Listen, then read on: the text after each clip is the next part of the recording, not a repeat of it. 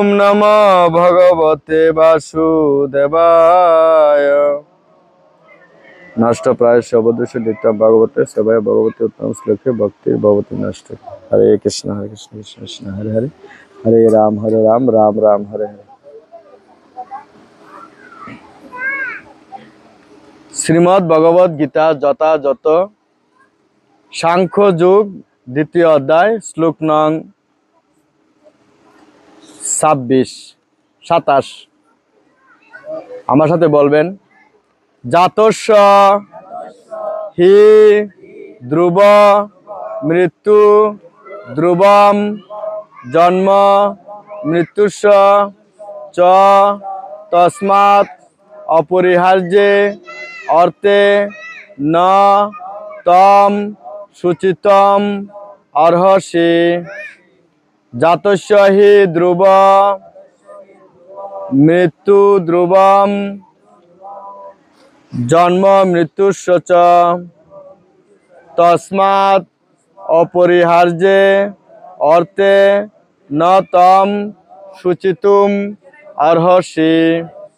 অনুবাদ: যার জন্ম হয়েছে তার মৃত্যু অবশ্যম্ভাবী এবং যার মৃত্যু হয়েছে তার জন্ম অবশ্যম্ভাবী।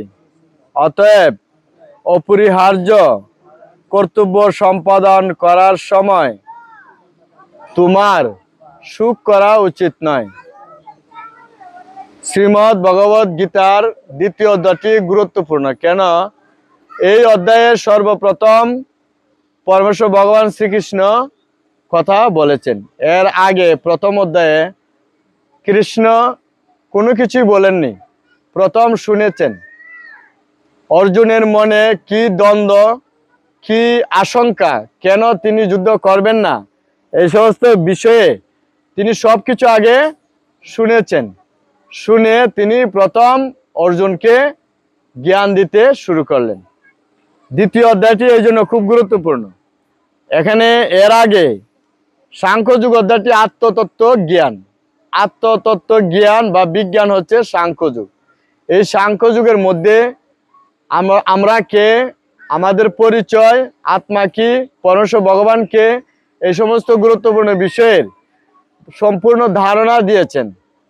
তো তিনি এই শ্লোকে বলেছেন যে যার জন্ম হয়েছে তার মৃত্যু অবশ্যম্ভাবী। অর্থাৎ যার জন্ম হয়েছে, আজকে আপনারা এখানে যারা আছেন সকলেরই কি হয়েছে?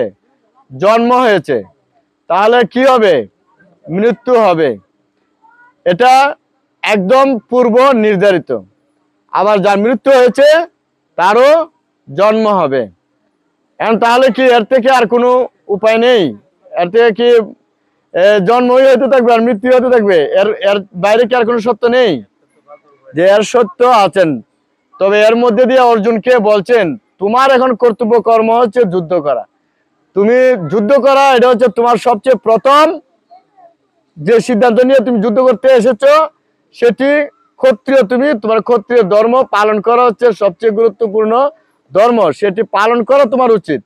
সুতরাং কে মৃত্যু হবে, কার মৃত্যু হবে না, এই সমস্ত বিষয় নিয়ে তোমার কোনো সুখ করা উচিত নয়। তাৎপর্য: শ্রীল প্রভুপাদ কি জীবদ্দশায় কৃত কর্ম অনুসারে কোনো বিশেষ দেহপ্রাপ্ত হয়ে আত্মা জন্মগ্রহণ করে। অর্থাৎ আমরা আমাদের জীবিত কালে আমরা যে রকম কর্ম করব এবং করছি, সেই রকম কর্ম অনুসারে কি হবে? আমাদের আবার নতুন জন্ম হবে। তাহলে কর্তব্য করার সময় আমাদের চিন্তা করা উচিত আমি কি ধরনের কর্ম করছি, কোন ধরনের কর্ম করছি, সেই কর্মর গতিটা কিরকম হবে। আমার গতি কি মন্দ গতি হবে নাকি ভালো গতি হবে? আমার কি ঊর্ধ্বগতি হবে নাকি নিম্নগতি হবে? এই সমস্ত বিষয় অবশ্যই মানুষ হিসেবে, আমরা যেহেতু মানুষ, সেই হিসাবে আমাদের চিন্তা করা উচিত আমি এখন কি কর্ম করছি, আমার এই কর্মের কি গতি হবে। কারণ যেমন কর্ম তেমন ফল। তো আমি যে কর্ম করছি আমার ফল হচ্ছে কিনা? যদি ফলই না থাকতো তাহলে কি কেউ কর্ম করতো? গীতা পাঠ মানুষে করে, তাও জানে গীতা পাঠ করলে কি হবে, লক্ষ লক্ষ বছর স্বর্গে বাস হবে বা অযুত বছর স্বর্গ বাস হবে, এরকম ফলের আশা করে গীতা পাঠও করে মানুষে, করে না? গীতার 1 অধ্যায় পাঠ করলে প্রতিদিন এরকম ধরনের ফল আছে না? তো তেমনি ভাবে আমাদের কর্ম, প্রত্যেক জীব কর্ম করে ফলের আশায়।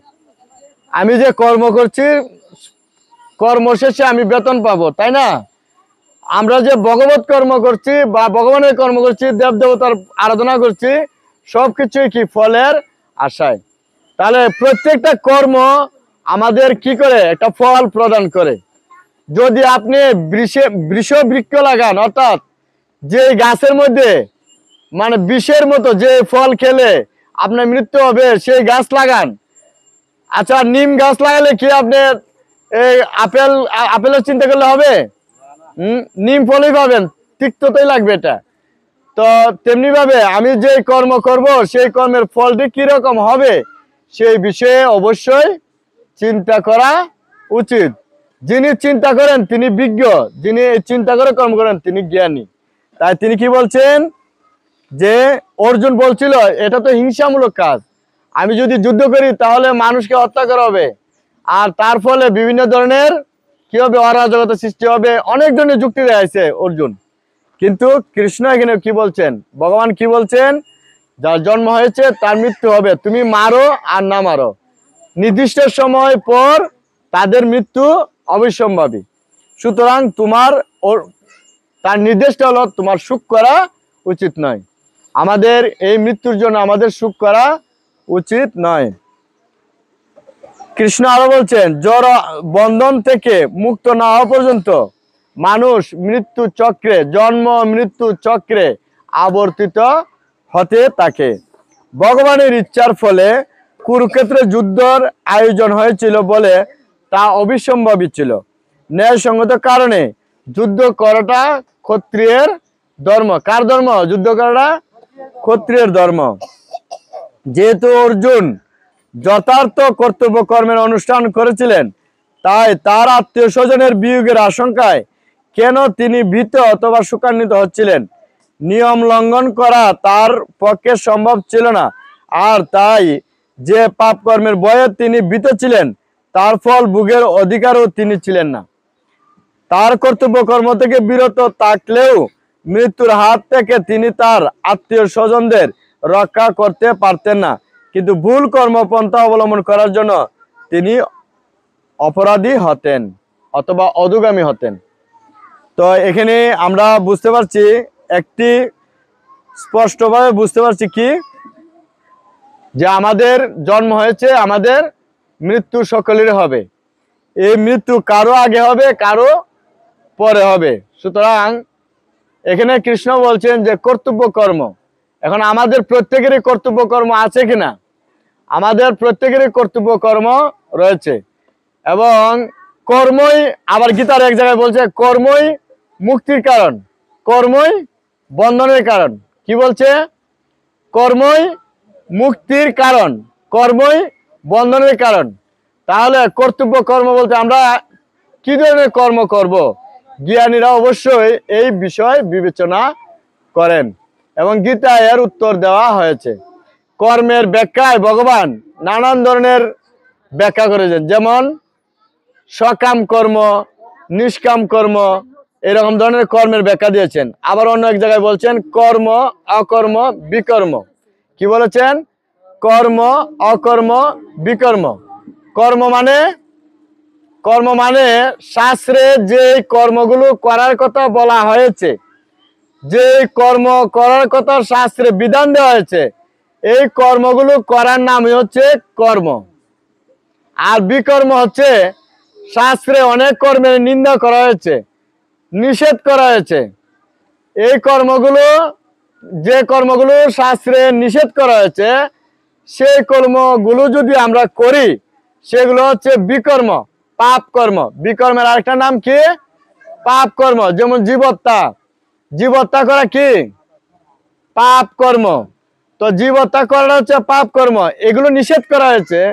তো সেই জন্য বলছে যে কর্মগুলো নিষেধ করা হয়েছে সেগুলো যদি করি সেটা হচ্ছে বিকর্ম।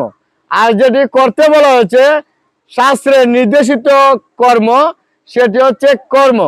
আর অকর্ম হচ্ছে শুধুমাত্র ভগবানকে সন্তুষ্ট করার জন্য যে কর্ম করা হয় সেগুলো হচ্ছে অকর্ম। শাস্ত্রে এটাকে নিষ্কাম কর্ম বলা হয়েছে। অর্থাৎ ফলের আশা ত্যাগ করে যদি কেউ কর্ম করেন সেটি হচ্ছে নিষ্কর্ম বা অকর্ম। তো আমরা কর্ম করার ক্ষেত্রে এগুলো ভাবতে হবে, আমি কোন ধরনের কর্ম করছি।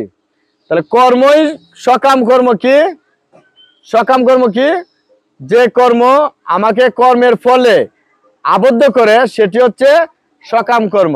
অর্থাৎ যদি আমি মানে চিন্তা করি, বাসনা করি পরজন্মে যদি আমি রাজার ছেলে হয়ে জন্ম নিতাম, তাহলে কি হলো, এই বাসনা করার কারণে আমার আরেকটা জন্ম হবে। কারণ ভগবান কি করেন, সকলের বাসনা কোনো না কোনো ভাবে পূর্ণ করেন। তো আমি যদি এরকম চিন্তা করি যে আমি যদি রাজার কুলে জন্ম হইতাম, রাজার ছেলে জন্ম নিতাম, তাহলে অনেক সুখ ভোগ করতাম, তাহলে কি হবে, এই বাসনা করার কারণে আমার আবার আরেকটি জন্ম নিতে হবে। তো এইভাবে যদি প্রত্যেক জন্মেই যদি আমি বাসনা রেখে রেখে যাই, তাহলে কি আমি মুক্ত হবে? আমার এই কর্মচক্রের, জীবন চক্রের, মৃত্যু চক্রের চক্র থেকে কি আমি মুক্ত হতে পারবো? পারবো না। তাই কর্মফলের বাসনা ত্যাগ করা অবশ্যই উচিত।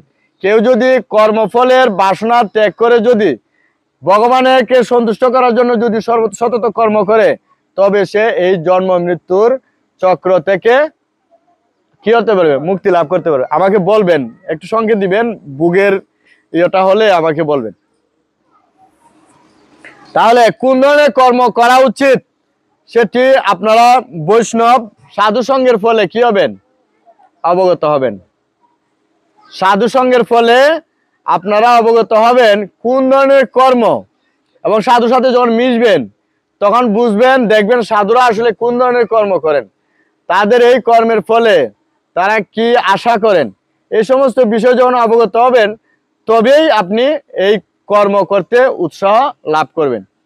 তো এখানে বলা হয়েছে, আমি আরেকটি শ্লোকের অনুবাদ বলছি, যে বলছে পরমেশ্বর ভগবান বলছেন, মৃত্যুর সময় যিনি আমাকে স্মরণ করে দেহত্যাগ করেন, তিনি তৎক্ষণাৎ আমার ভাবই প্রাপ্ত হন, এই বিষয়ে কোনো সন্দেহ নেই। এখানে আরেকটি গুরুত্বপূর্ণ বলছেন, অষ্টম অধ্যায় অক্ষর ব্রহ্মযুগে। এর আগে বলছেন, অন্তকালে চ মামেব শরণ উন্মুক্তা কলেবরম য প্রয়াতি সমদ ভাবম কি যত্র নাস্তি তত্র সংশয়। হ্যাঁ, জাতি না অস্তি অত্র সংশয়। এনে কি বলছেন, যে মৃত্যুকালে যে ব্যক্তি আমার স্মরণ করতে করতে হরে কৃষ্ণ কৃষ্ণ কৃষ্ণ হরে হরে, হরে রাম রাম রাম হরে হরে, এই হরিনাম করতে করতে যদি কোনো ব্যক্তি মৃত্যুবরণ করেন, তাহলে তিনি তৎক্ষণাৎ কি করবেন, ভগবানের পদ লাভ করবেন, ভগবানের চরণ প্রাপ্ত হবেন। অর্থাৎ তাহলে এই ভাবটি আমার এমনিতে আসবে যদি আমার অভ্যাস না থাকে। যদি কারেন্ট চলে যায়, ফ্যান